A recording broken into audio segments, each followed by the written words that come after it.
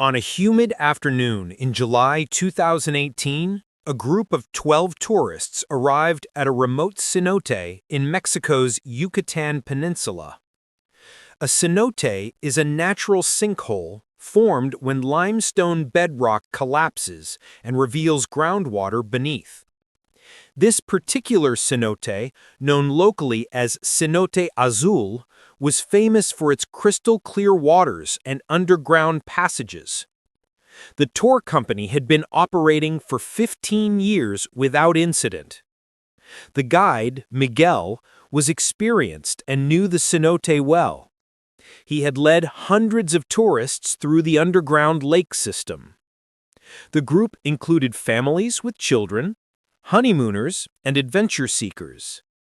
Everyone wore life jackets as they boarded small inflatable boats for the underground water tour. The first chamber was spectacular. Sunlight filtered through openings in the limestone ceiling, illuminating turquoise water that seemed to glow from within. Stalactites hung like frozen waterfalls from above. The tourists marveled at the natural wonder as Miguel pointed out formations that had taken millennia to develop. Then Miguel made a critical decision that would change everything. He decided to take the group through a newer passage that had only recently been discovered. This route promised a spectacular viewing of an untouched chamber. But Miguel hadn't properly surveyed this passage. He had only explored it once, briefly, weeks before. The boats entered a narrow tunnel where limestone walls seemed to close in on both sides. The water was darker here, and their headlamps cast dancing shadows on the ancient stone. Miguel assured everyone it was perfectly safe. The passage opened into a second chamber, even more beautiful than the first. What Miguel didn't know was that heavy rains 3 weeks earlier had destabilized the limestone structure above this second chamber. Water had eroded support points that had held solid for thousands of years. The ancient rock was on the verge of collapse, waiting only for the right vibration to trigger catastrophe.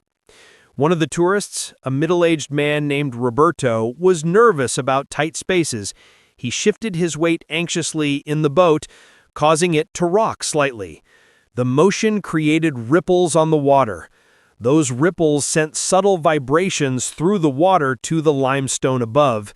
At 2:47 p.m., it happened. A section of the ceiling, roughly the size of a delivery truck, detached from above.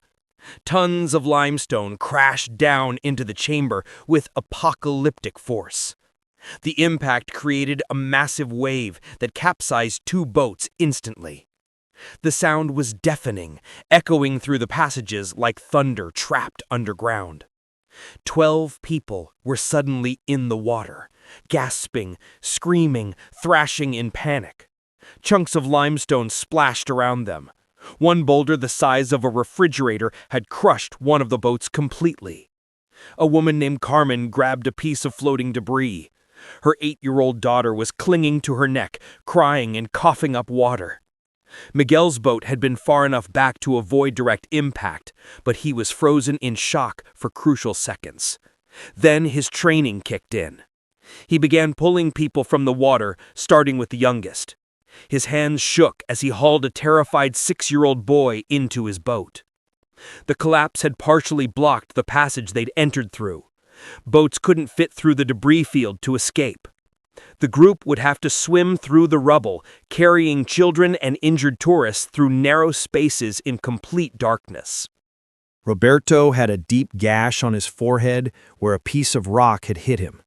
He was bleeding badly, but he was conscious and trying to help others. A honeymooner named James had broken his arm when he hit a rock underwater while trying to resurface. Miguel made a decision. He would keep the group together and search for an alternate exit. The cenote system had multiple chambers connected by passages. If he could navigate through the network, they might find another way out. But the collapse had changed the underwater topography. Passages that were clear before might now be blocked or partially flooded. Miguel's knowledge of the system, while extensive, wasn't complete. The group spent 40 agonizing minutes navigating through darkness, swimming through passages they couldn't see clearly, passing injured and terrified people through narrow gaps in the rocks. One woman panicked and had to be held by Miguel to prevent her from drowning. 2 children were so traumatized they could barely move. Then finally, they found an opening. It led to an air pocket in a passage that connected to the main entrance. One by one, gasping and exhausted, they pulled themselves up onto dry limestone. Above ground, the tour company's office hadn't heard from Miguel's group. After 90 minutes with no radio contact, they sent a search team. The searchers found the group stumbling through the entrance cavern, soaked, bleeding, and traumatized. Emergency services arrived within 30 minutes. 3 people required hospitalization. Roberto needed 20 stitches for his head wound. James' broken arm required surgery. But everyone survived. The cenote was immediately closed for investigation. Geologists found that the limestone structure had been compromised for weeks, weakened by unusual water flow from the heavy rains. They determined that Miguel's group had been extraordinarily fortunate.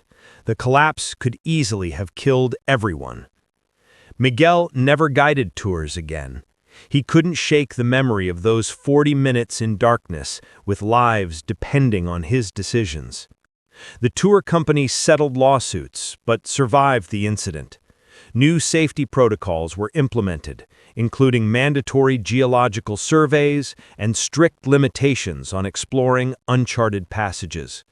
Cenote Azul was eventually reopened, but only with expert guides and extensive new safety measures. The chamber where the collapse occurred was permanently sealed off, but locals say that on quiet evenings, you can still hear the echo of that collapse reverberating through the cenote's passages, a reminder that nature's beauty always conceals the potential for sudden, catastrophic danger. If you enjoyed this video, subscribe for similar ones, and feel free to drop suggestions for the next video in the comments.